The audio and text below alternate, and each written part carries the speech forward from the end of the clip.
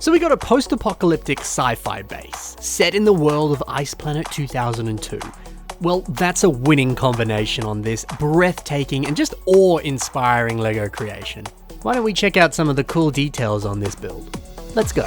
This is Ice Station Icarus, and it's built by Harris Bricks, otherwise known as Dale Harris. And this stunning build was on display at Brickventure in 2023. I mean, look at it, how good is this? This landscape is beautiful, this base is phenomenal. It's very nice to see how much the base and the minifigures inhabiting it, they just have so much personality and a lot of history. The decaying architecture, the rusted metal details, it implies a deeper story behind this build, and it really invites you into the world of this MOC, and it really keeps you hooked.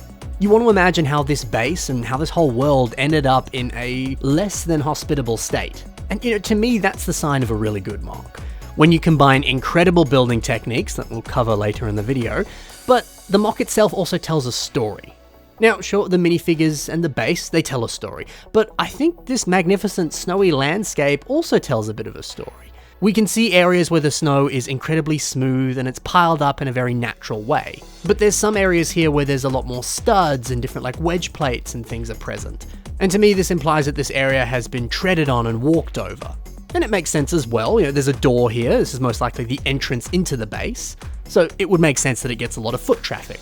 And then of course the snow reflects that, and there's a sense of realism to it. Plus this bleak, monotonous, white colour scheme and the repeated textures of the snow, it really does give a bleak and hopeless sense and feel to this diorama. So it's great to see all these beautiful little LEGO techniques here creating that sense of realism. It's not just pretty techniques, it's telling a story, it's creating a real, living, breathing world. That's something few people can capture with LEGO, and Mr. Harris has done it in a phenomenal way. So let's also highlight some of the different pieces that are being used to create this wonderful snow. We've got some curved slopes, as well as a few regular slopes too. We've got tiles, we've got different plates, and even some of these dots quarter tiles are working well to showcase all of this different snow and the different states that you might find the snow in. I especially love seeing these tooth pieces here as little bits of hanging snow. That's a great idea. Now, something else that's a great addition are these ice crystals. It's a great way to add some points of interest to this landscape. This way it's not just that pure white ice, there's something else to grab your attention. It also feels natural to the landscape, and it's just perfect for the theme of Ice Planet 2002, which, by the way, I didn't fully articulate that. This, of course, is taking major inspiration from the old classic LEGO theme, Ice Planet. The choice to also include some olive green plants, that was another smart idea. Without them, the white might look a little bit too dull. So this adds just the right amount of contrast to keep things interesting and break up the colors a little bit. Now, olive green plants are also a good choice because I think the desaturated green color of these pieces, well, it just feels very fitting for a cold climate. Now, some of you might be looking at these pieces and you might be saying, those stem pieces in olive green, they look a little bit funky with the way the ends look. And you might even be looking at these olive green bushes and saying, I don't think they actually exist in that color. Well, you'd be correct. I believe these pieces are a knockoff brand called WeBrick. Now, they're compatible LEGO pieces, they're not in fact actual LEGO, so it's not everyone's cup of tea, but at least it's a cheaper way to buy those olive green stems because they are annoyingly expensive at the moment.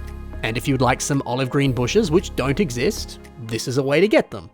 Now, I don't know 100% if these are actually WeBrick pieces, but if not, WeBrick offers similar parts in rarer or unused colors like these. Anyway, regardless of who made them, they look really cool here. It's also lovely to see a few different vehicles on this build. Some of these vehicles are Dale's own unique designs that look nothing like existing LEGO sets, but then others certainly seem to be taking some inspiration from some of the original LEGO sets of that theme. My favourite vehicle is for sure this six-wheeler truck here. It certainly looks similar to an older Ice Planets LEGO set, but it's been reimagined and bulked up to fit the style of this build. And also to fit more modern LEGO techniques, which didn't really exist back then when these sets came out in the 90s. Now, I think it's really great to see an AFOL who really knows what they're doing when they build a diorama, but also knows their stuff when it comes to building vehicles. It's not always common to see a builder who excels at both of those things and then can combine them together on one beautiful diorama. So that's a real pleasure here. But easily the best part of this MOC has to be the dilapidated and destroyed buildings. I love how Dale used lots of these brown pieces to mimic this rusted metal. What's so good about it is that it's just immediately obvious what this is meant to represent. And I think the same can be said for these great handrails. I love how some of them are just angled slightly in a different direction, so that it totally looks like they're damaged. That's such an easy but incredibly effective design. It's also great to see how on some areas of the base, the roof has caved in and now a bunch of snow has fallen into the interior below. This is just great attention to detail, and man, this just beautifully continues that apocalyptic vibe of this build. Even the place of shelter, the home base, it's falling apart and it's become difficult to live in. It's clever. Now, the base of this tower here really sells this dilapidated look. It's seeing the presumably like stone walls all broken down, and then there's this exposed metal support structure inside. That just looks so cool and so realistic. You know, especially seeing these like wires and hoses, and then some of these bars poking out as well. It's all just so well detailed and so realistic. You know, when AFOLs take the time to really focus in on the details like this, it just takes it to a whole nother level. I also quite enjoy the edge of the base here. It has this lovely broken trans orange dome. Now, this is clearly a callback to the original Ice Planet base set, Ice Station Odyssey, this one that you see here, and it had these gorgeous trans orange quarter dome pieces on the base itself.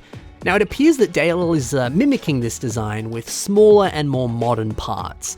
Now, I originally saw this as a way of designing a broken or shattered trans-orange glass dome, and I think it works very well as exactly that.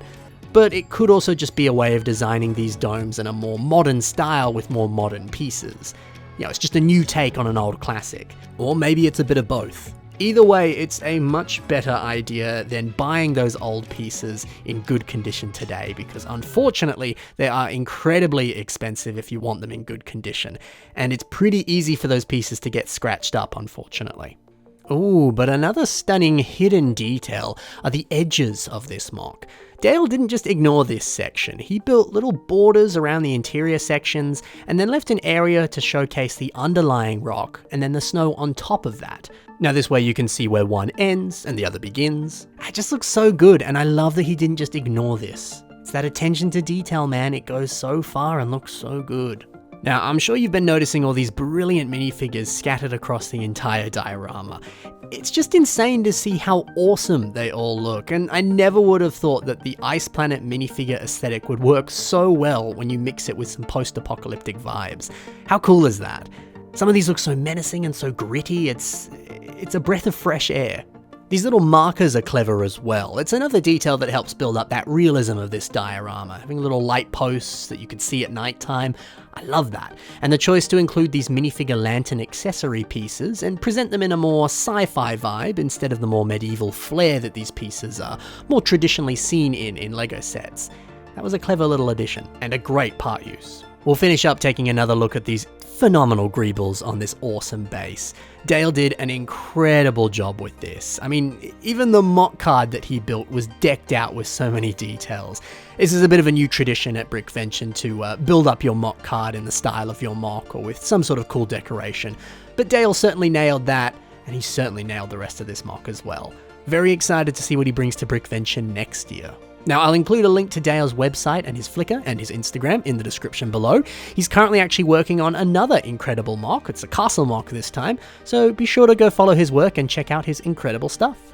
Thanks for watching, guys. I hope you enjoyed, and hopefully you got a little bit of inspiration for your own future builds as well. So thanks for watching, happy building, and bye for now.